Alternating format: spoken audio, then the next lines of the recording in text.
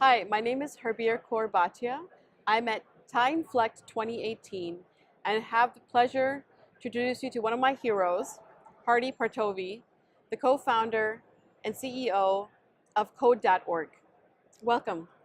Thank you, and thank you for having me here. It's such an honor to be here. Thank you. Today you'll be talking about, in this new world, what can Code.org do to help us be ready for the future? So the goal of Code.org is to help every school teach computer science as part of the school system. When I went to school, every student would learn basic math or about things like the digestive system or photosynthesis or how electricity works. And in the 21st century, learning about how algorithms work or how the internet works are just as foundational for every kid, just to understand how the world around us works. It's like learning the basics of any field, and this is something that should be taught in school. Uh, Coding shouldn't just be for the whiz kids who want to go to after school clubs and camps. It's something that the school system should teach our students. And Code.org's goal is to basically help make that vision a reality. I think there's something interesting you said. You said foundation and fundamental. I couldn't agree with you more. The word foundation and fundamental is the basics. Just as you said, math, reading, writing. I know how handicapped I feel at this age, and I have had the basics of learning basic and Fortran and then just a little bit of C. I was able to at least maneuver, and I feel I could do so much more if I had that training. Because again, it's just like knowing how to do 2 plus 2. It's such a necessity. I guess the way I look at it is we need to do this across the globe. How can we make that happen? And how do organizations like yourself make that happen? Is it through public policy? Is it through working with corporations? Is it working through the educational system? What have you seen successful? What can we do? There's no one lever you can pull to change the education system. Schools don't change very rapidly, or they don't at least naturally do that. You can't just pull one lever and have the president say it needs to happen. In fact, uh, both presidents, this one and the last one, have already said that this should happen, but it takes some time because schools don't turn on a dime. So you need both the top-down government approach as well as the bottoms-up support and interest of uh, certainly students and parents, but especially teachers. The most important group in this are the teachers. And the reason Code.org has been so successful is we've built a movement of now almost 850,000 teachers who all believe that this is important, and they're teaching computer science in their own classrooms. So by the act of bringing it to their classroom, they're part of a growing social movement to change the education system. So in a way where I think it'll be a multiplying factor as soon as we continue to keep doing this, and then they will bring it to the next generation, so it kind of widens the base. I see your point. Now, tell me, why did you choose this? I mean, you did your master's in Harvard, then you went to have some startups. How did you get into this space, and why? I mean, why leave all that to become, you know, mission driven on getting everybody to know software development? Um, well, I've always had technology education literally in my blood. My dad was one of the founding professors of the Sharif University in Iran, which is Ah, kind of like the MIT or the MIT of Iran, or it's like the yes. IIT of Iran. Uh, so, uh, Having been the son of a dad who was teaching technology effectively my whole life, he's somebody I looked up to, and I always recognized the importance of education for providing opportunity for youth.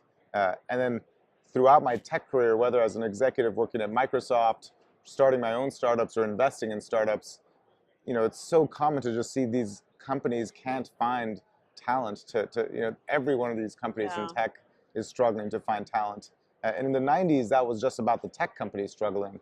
Nowadays, even a grocery store or an auto manufacturer is struggling to find tech talent. Yeah. In every single industry and in every single state in the United States, the number one hardest to find type of employee is basically some form of tech talent. Yeah. Software engineers, database administrators, cybersecurity experts, machine learning experts, data Yeah. scientists.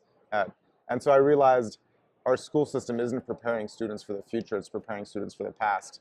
And because of my own dad's background, uh, I decided this is a problem I wanted to solve. That's interesting how we were influenced because of that.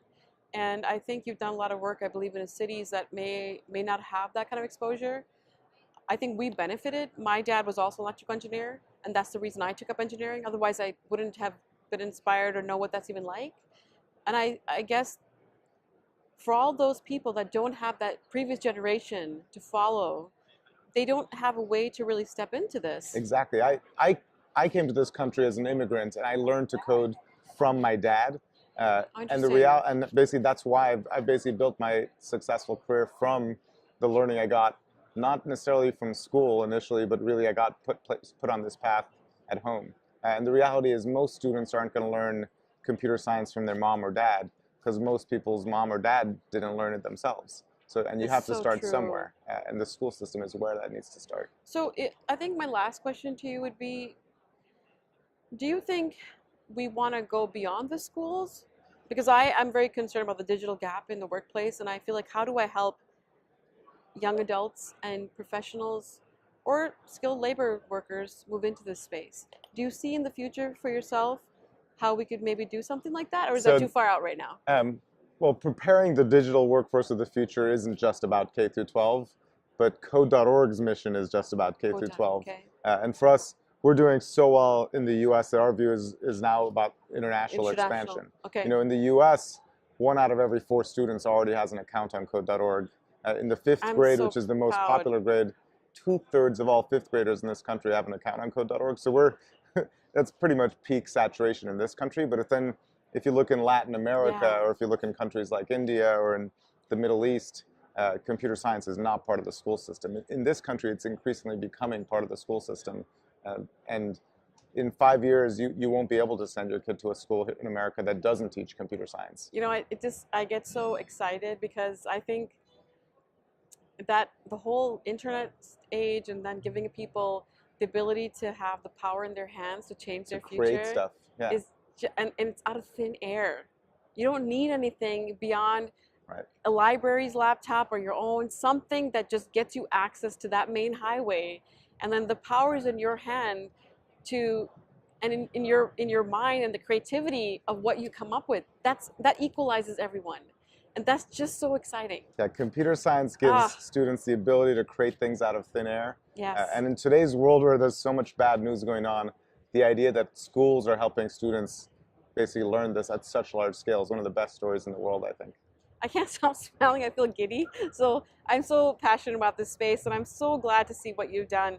Thank you so much for being here. Thank you. And coming here to inspire us to continue our mission and giving us maybe tips on how we can help local schools also. So thank you so much. Thank you. Pleasure.